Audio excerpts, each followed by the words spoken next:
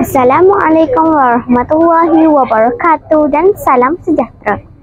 Saya Wan Nur Nabila binti Wan Muhammad Syaufi melaporkan secara langsung dalam liputan khas i3 TV TVPSS sempena Majlis Duta Jabatan Pendidikan Negeri Kelantan 2025 yang berlangsung pada 5 November 2025 di Sektor Sumber Teknologi Pendidikan SSTP.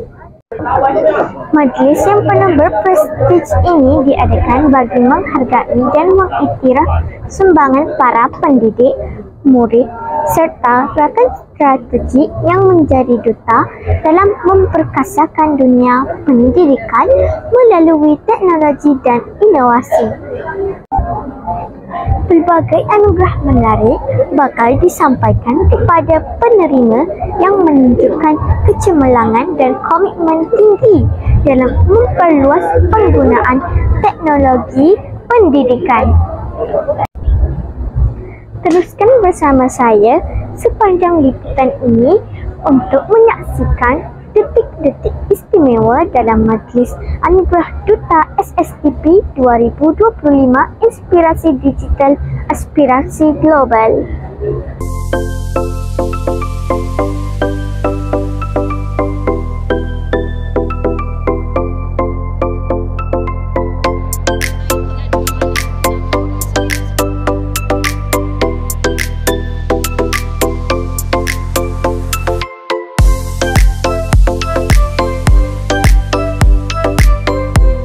Tahniah atas penerimaan anugerah.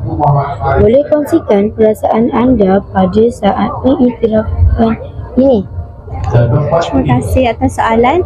Pada perasaan saya sangatlah terkejut dan at the same time tu saya sangatlah gembira sebab ini adalah satu anugerah yang saya takkan sangka saya dapat memperolehi anugerah ini. So saya sangat bangga dengan diri saya atas segala pencapaian dan usaha saya selama ini. Penerbitan TV PSS paling aktif. Johan. Persilakan Guru Besar SK Mora.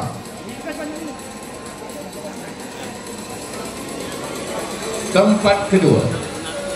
Persilakan Guru Besar SK Sultan Ismail 3. Alhamdulillah, hari ini kita menerima anugerah tempat kedua bagi penerbitan TV PSS paling aktif untuk negeri Kelantan.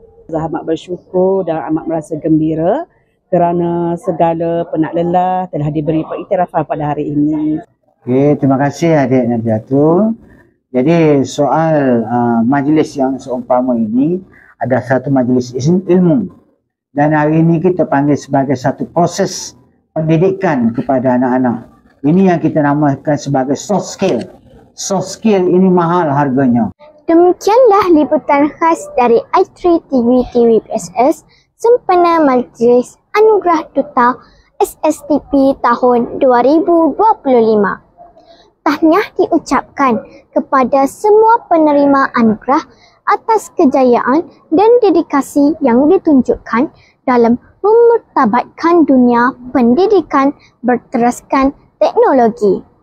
Semoga kejayaan ini menjadi inspirasi kepada warga pendidik untuk terus melangkah maju seiring dengan perkembangan digital masa kini. Saya Wan Nur Nabila binti Wan Muhammad Syaufi bagi pihak i3 TV TVPSS mengucapkan terima kasih atas perhatian anda. Sekian, Assalamualaikum warahmatullahi wabarakatuh dan jumpa lagi dalam liputan akan datang.